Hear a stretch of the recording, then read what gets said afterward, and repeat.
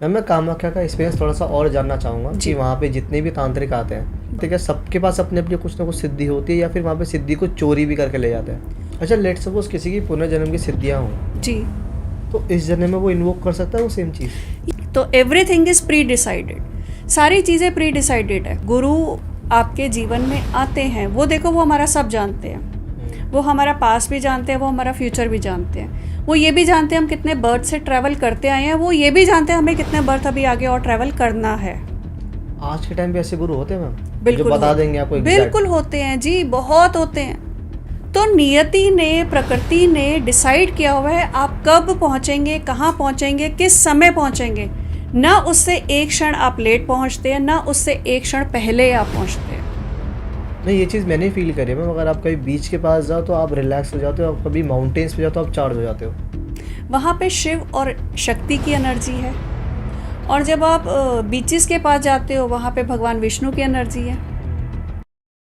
Ma'am पहला question मेरा ये है कि आप कामाख्या गए थे रिसेंटली, जी उसमें अम्बुबाची मेला होता है जी राइट? मैम पहला क्वेश्चन मेरा ये है कि आप कामाख्या गए थे रिसेंटली, जी उसमें अम्बुबाची मेला होता है जी। राइट? उस मेले में आपकी जर्नी कैसी रही? मतलब कि आपने क्या नया फील करा और आपने क्या कुछ नया देखा उधर? का रूप। तो जब आप शून्य हो जाते हैं, जब आप जहाँ से आप ख़त्म हो जाते हैं ना, वहीं से आपका ईश्वर जो है वो हाथ थामता है। जब तक आप अपनी समझदारी करते हैं, जब तक आप अपनी बुद्धि चलाते हैं, जब तक आप सोचते हो कि कर्ता मैं हूँ, तब तक आप शून्य नहीं हो सकते। जिस दिन आपको ये लगता है कि मैं तो सिर्फ एक मीडियम हूँ, मैं तो सिर्फ एक माध्यम हूँ, कर तो कोई और रहा है, शक्ति तो कोई और ही है, तो वहाँ से फिर हमारी यात्रा शुरू होती है, शून्य से अनंत की यात्रा। ईश्वर देता है, माँ भगवती देती है। मैम माँ भगवती, मैं काफ़ी लोगों को पता नहीं कि माँ भगवती एक्चुअली कौन है। देखिए माँ भगवती, आप माँ भगवती बोलिए, आप माँ दुर्गा बोलिए, माँ पार्वती बोलिए, ये एक ही रूप है, वो ही प्रकृति है, इसमें कोई भी डिफ्रेंशिएट नहीं कर सकते आप। तो जो प्रकृति है, जो नारी स्वरूपा है, जो फेमिनाइन एनर्जी है, वो माँ भगवती है, वो देवीय स्वरूप है। उस मेले में आपकी जर्नी कैसी रही? मतलब कि आपने क्या नया फील करा और आपने क्या कुछ नया देखा उधर? देखिए ये सब चीज़ें ना अनुभव की होती हैं, ठीक है। हम कामाख्या चलने से पहले थोड़ा सा पीछे जाते हैं, काशी चलते हैं। काशी जो है महादेव की नगरी है, और वहाँ पे जाके आप जो है पूरे शून्य हो जाते हैं। शून्य मीन्स नथिंग। जैसे हम एक्सपीरियंस भी करते हैं, वहाँ पे मणिकर्णिका घाट है जहाँ पे 24/7 क्रिमेशन होता है, और जब आप वहाँ पे बैठते हैं और आप उसकी एनर्जी फील करते हैं ना, आप बिल्कुल अपने आप को शून्य पाते हैं कि कुछ भी नहीं। अब जब आप कुछ भी नहीं होते, जब आप सारी चीज़ें भगवान शिव को समर्पित कर देते हैं, अपना क्रोध, काम, अहंकार, लोभ, मोह, जब आप सब छोड़ देते हैं तब आप नथिंग हो जाते हैं, तब आप शून्य हो जाते हैं। उसके बाद जो यात्रा शुरू होती है वो अनंत की यात्रा होती है। अब अनंत की यात्रा क्या है? वो है माँ कामाख्या, शिव और पार्वती का रूप। तो जब आप शून्य हो जाते हैं, जब आप जहाँ से आप ख़त्म हो जाते हैं ना, वहीं से आपका ईश्वर जो है वो हाथ थामता है। जब तक आप अपनी समझदारी करते हैं, जब तक आप अपनी बुद्धि चलाते हैं, जब तक आप सोचते हो कि कर्ता मैं हूँ, तब तक आप शून्य नहीं हो सकते।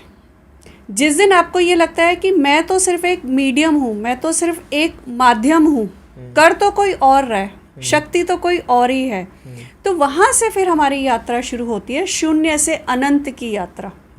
तो सबसे पहले शून्य की यात्रा बहुत बहुत ज़रूरी है, क्योंकि जब तक आपके पात्र में बहुत सारी चीज़ें भरी हैं, तब तक और चीज़ें डालने का कोई फ़ायदा नहीं होगा।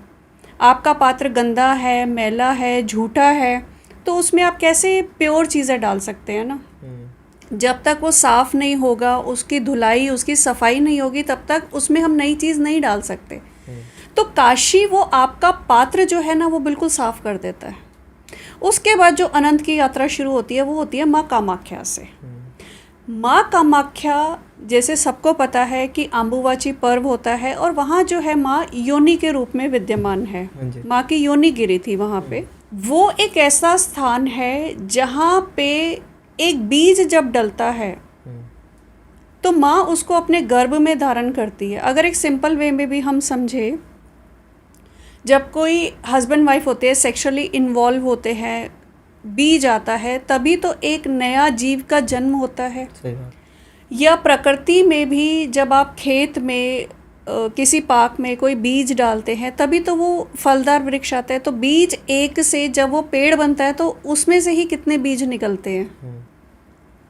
तो जब माँ कामाख्या आप जाते हो तो आपको समझ आता है कि कितना कुछ है अभी जानने के लिए, कितना कुछ है अपनाने के लिए, क्या है जिस रास्ते मुझे जाना है। तो वहाँ से वो आपकी अनंत की यात्रा जो है वो शुरू हो जाती है, जो टोटली स्पिरिचुअल लेवल पे होती है।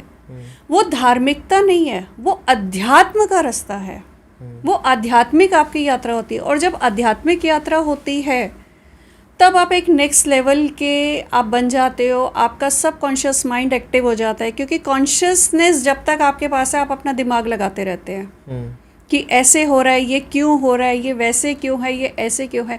जब आप अनंत की यात्रा पर आते हैं तब आपको हर चीज़ से प्रेम होना शुरू हो जाता है। और जब प्रेम होता है तो चीज़ें समझ आने लगती है कि हर चीज़ आपको खूबसूरत लगने लगती है। हर कण में ईश्वर है, ईश्वर विद्यमान है, ये आपको समझ आनी शुरू हो जाती है। तो वहाँ से समझ की यात्रा एक्चुअली शुरू होती है। और वो समझ कौन देता है? ईश्वर देता है, माँ भगवती देती है। मैम माँ भगवती, मैं काफ़ी लोगों को पता नहीं कि माँ भगवती एक्चुअली कौन है। देखिए, माँ भगवती, आप माँ भगवती बोलिए, आप माँ दुर्गा बोलिए, माँ पार्वती बोलिए, ये एक ही रूप है, वो ही प्रकृति है। इसमें कोई भी डिफ्रेंशिएट नहीं कर सकते आप।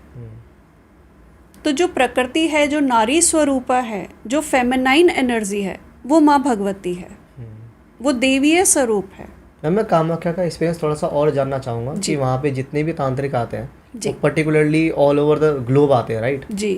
तो वहाँ पे जितने भी लोग आते हैं, क्या सबके पास अपने अपने कुछ ना कुछ सिद्धि होती है, या फिर वहाँ पे सिद्धि को चोरी भी करके ले जाते हैं? देखिए, सबसे पहले अगर हम कामाख्या देवी की बात की जाए तो सबसे पहले, ठीक है, बोलते हैं कि सिर्फ साधक और तांत्रिकों को जाना चाहिए, एक नॉर्मल पर्सन को नहीं जाना चाहिए। रीज़न है क्योंकि वहाँ की एनर्जी बहुत लेवल हाई है। पर मेरा मानना ये है, हम तब तक वहाँ नहीं पहुँच सकते जब तक देवी का बुलावा ना हो।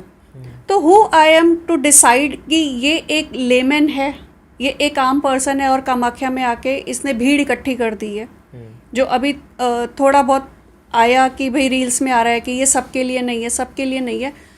इस चीज़ को मैं डिसाइड नहीं कर सकती, ये देवी खुद डिसाइड करती है। कि अब मैं 4 से 5 साल हो गए जाने की कोशिश कर रही हूँ, पर नहीं पहुँच पा रही थी। मतलब पूरी प्लानिंग भी चल रही है कि अब जाना है और ऐसे जाना है, नहीं हो पाया। मतलब एक बार तो मेरी फ़्लाइट की टिकट होने के बाद भी मैं नहीं जा पाई। और इस बार समहाउ कुछ ऐसा प्रोग्राम बना कि अचानक पहुंच गए। तो नियति ने, प्रकृति ने डिसाइड किया हुआ है आप कब पहुंचेंगे, कहाँ पहुंचेंगे, किस समय पहुंचेंगे।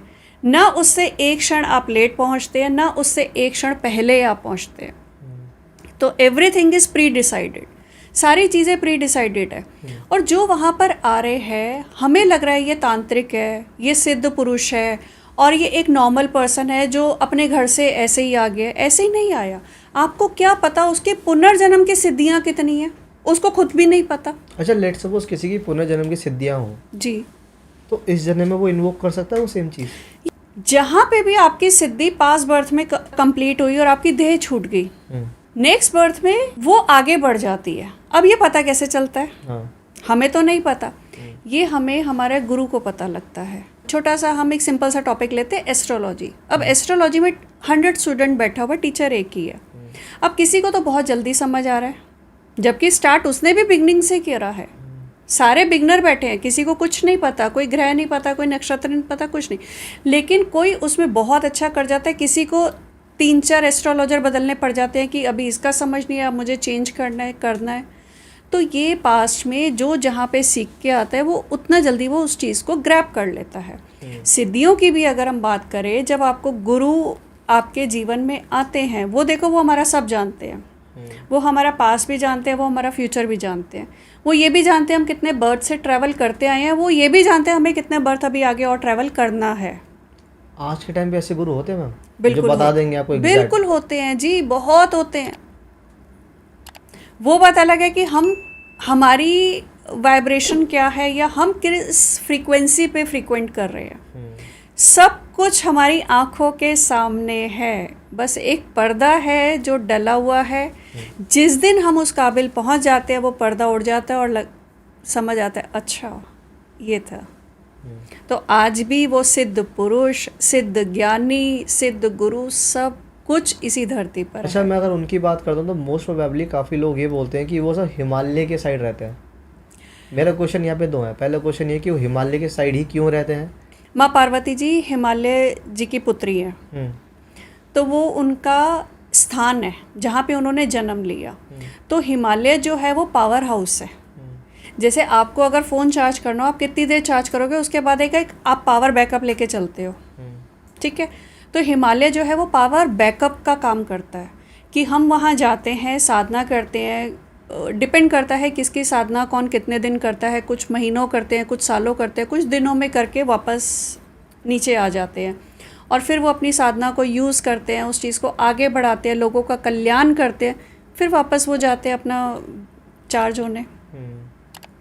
तो हिमालय तो मोस्ट इम्पॉर्टेंट प्लेस है। नहीं, ये चीज़ मैंने फील करी है मैम। अगर आप कभी बीच के पास जाओ तो आप रिलैक्स हो जाते हो, आप कभी माउंटेन्स पे जाओ तो आप चार्ज हो जाते हो। वहाँ पे शिव और शक्ति की एनर्जी है। और जब आप बीचेस के पास जाते हो वहाँ पे भगवान विष्णु की एनर्जी है, क्योंकि भगवान विष्णु और माँ लक्ष्मी कहाँ विराजमान है? क्षीर सागर में, पानी के अंदर है। तो वो रिलैक्स मोड में है। और उधर अगर आप जाते हो, पहाड़ों पे जाते हो, तो शिव और माँ पार्वती जी का स्थान है जहाँ पे साधनाएं चल रही है। शिव हज़ारों साल तपस्या करते हैं, तो वहाँ तपस्वियों का स्थान है। आप कोई मेरे को ऐसी जगह बता सकते हो जो हिमालय में जहाँ पे लोग साधना करने जाते हैं और काफ़ी लोगों को पता ही नहीं है कि यहाँ जाते हैं? हिमालय में ऐसी बहुत सारी जगह है। कोई दो जगह? अब ऐसे डिफ्रेंशिएट तो नहीं कर सकते और ऐसे नहीं बता सकते, बट हाँ हिमालय अपने आप में बहुत ज़्यादा सिद्ध जगह है। हिमालय में किधर, किस रीजन की आप बात कर रहे हो? प्रॉपर मैं हिमालय की बात कर रही हूँ। हिमालय मतलब कि कैलाश की बात कर रहे हो आप कैलाश की बात करें तो कैलाश की अपनी एक ऊर्जा है, अपना एक स्तर है। अच्छा, ये ऊर्जा के हिसाब से ये बटे हुए हैं जगह है ना? जी जी। ठीक है। सबसे हाईएस्ट कौन सा है?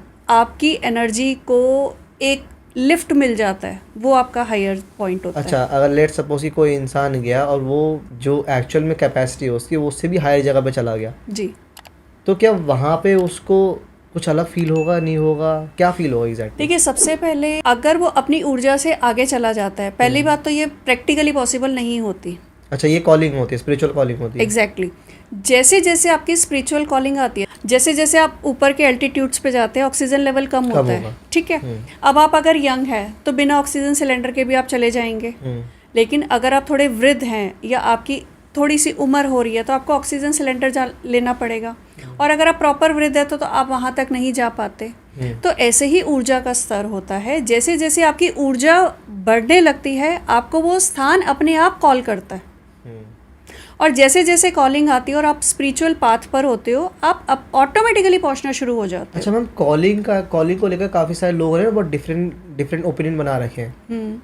कई बार उनको रील पर चीज़ बार बार दिखती है, कई बार उनको सपने में दर्शन होते हैं, सपने में वो चीज़ आती है। तो कॉलिंग एग्जैक्टली होती कैसे है? कॉलिंग मीन्स चेतना। जैसे कि आपने 3 बार कामाख्या की बात कर दी, राइट जी। तो मैं कैसे ना समझूं कि ये मेरी कॉलिंग है? जब आपकी चेतना जागृत होती है और जब स्थान के साथ आपका एक कनेक्शन बनना शुरू होता है, तो आपके अंतर्मन से ही आवाज़ आनी शुरू हो जाती है। और कई बार ऐसा होता है हम अपने अंतर्मन की आवाज़ सुन ही नहीं पाते, ड्यू टू शोर। अब वो शोर बाह्य भी हो सकता है, शोर अंतर का भी हो सकता है। जरूरी नहीं है कि अगर सॉरी मैं आपको बीच में इंटरप्ट करूंगा, अंदर का है तो उसको शांत कैसे करें? साधना से। कौन सी साधना से? बिना साधना के, देखिए साधना का मतलब क्या होता है कि हम अपनी आत्मा की आवाज़ सुने, और आत्मा की आवाज़ तभी सुनी जा सकती है जब आप अंतर्मन आपका शांत होगा, चित्त आपका शांत होगा। अच्छा, जो बंदा पहले से बेचैन है तो वो साधना नहीं कर सकता? क्यों नहीं कर सकता? तो आपने ये देखिए ना, मंदिर क्यों बनाए गए, मूर्ति पूजा को क्यों हमने स्थान दिया? वो इसीलिए तो दिया कि कम से कम जब आप ईश्वर के समीप जाते हैं, चाहे वो आपका कोई भी इष्ट देव है या जो भी आप जिसका भी आपका कनेक्शन बैठता है, आप जाते कम से कम 2-3 मिनट तो आप विचारहीन हो जाते हो। हाँ, रिलैक्स हो जाते हैं। तो फिर तो ये क्या है? अंदर का शोर कम हुआ। जैसे जैसे आप फ्रीक्वेंटली जाना शुरू होते हो, तो जो एनर्जी लेवल आपका 2 मिनट का था वो 2 घंटे का भी हो जाएगा और 2 दिन का भी हो जाएगा। तो टाइम लगेगा मतलब इसमें? देखिए टाइम लगता है इन सब चीज़ों में। अगेन फिर वो ये हो जाता है, अगर आप पास बर्थ से कुछ साधना लेके आ रहे हो तो जो आपने 2 मिनट का दर्शन करा वो 2 घंटे तक आपकी हलचल रहेगी।